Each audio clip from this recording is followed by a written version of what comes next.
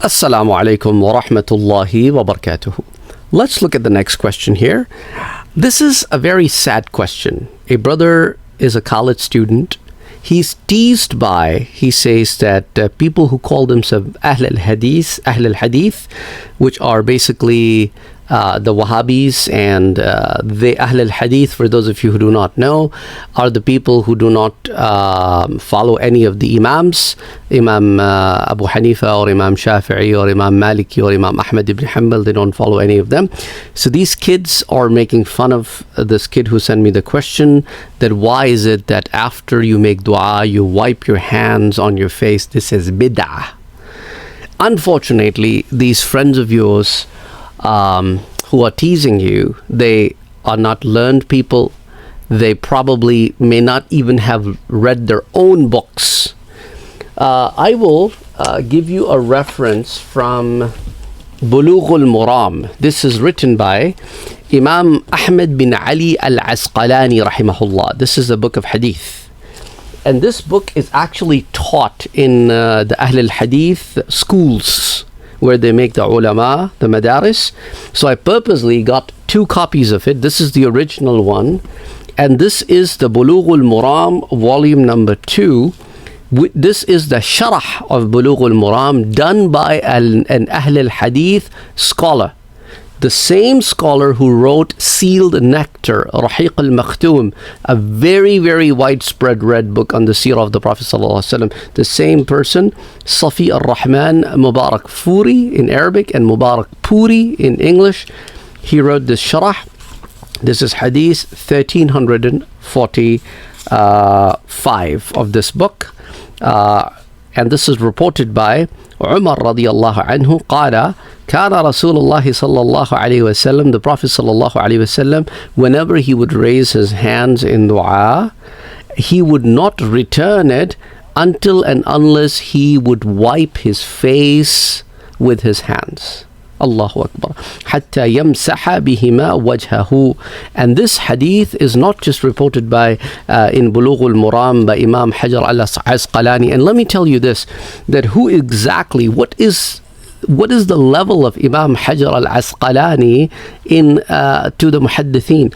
And if you ever go to any of the scholars of hadith, especially the ones who teach Sahih al-Bukhari, they will not teach you Sahih al-Bukhari without referencing the sharh written by Imam al-Hajar al-Asqalani. You might have heard of this, Fath al-Bari.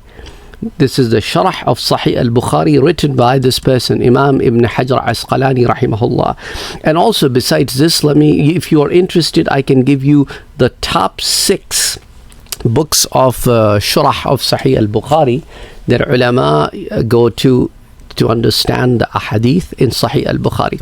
So this particular hadith is not only just reported in Bulughul Maram by Imam Shihabuddin Ahmad bin Hajar al-Asqalani, but it also is reported by Imam al-Tirmizi, and Imam Abi Dawood reports it from Abdullah ibn Abbas radiyallahu anhu, and this in Bulughul Maram is reported by Sayyidina Umar ibn al-Khattab radiyallahu anhu. Allahu Akbar.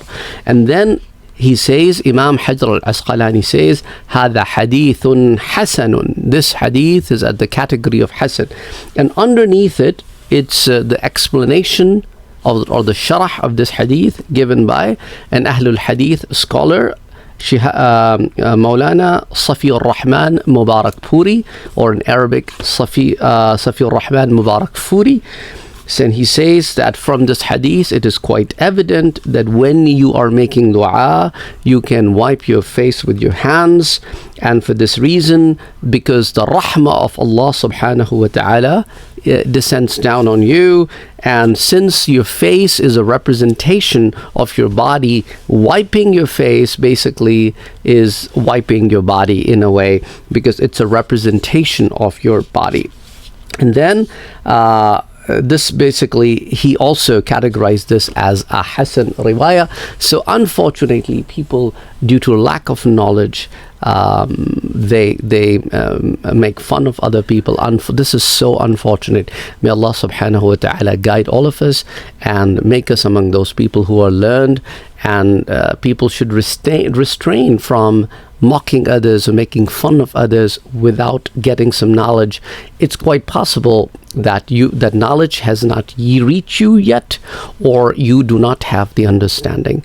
May Allah subhanahu wa ta'ala guide us. Ameen. And if you're interested in knowing what are the names of the top 6 Shuruhat al-Bukhari, the sharh is an explanation of hadith, let me know in the comment section below and I'll give you the list.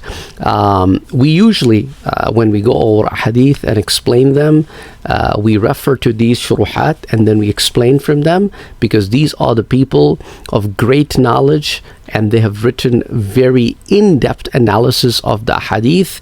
And of course, just like there are Shuruhat al-Bukhari, there are Shuruhat al-Muslim and Shuruhat al-Tirmidhi, and for other books as well. Like as you have seen, I brought you a sharh of Bulugh al-Maram. Assalamu alaikum wa rahmatullahi wa barakatuh.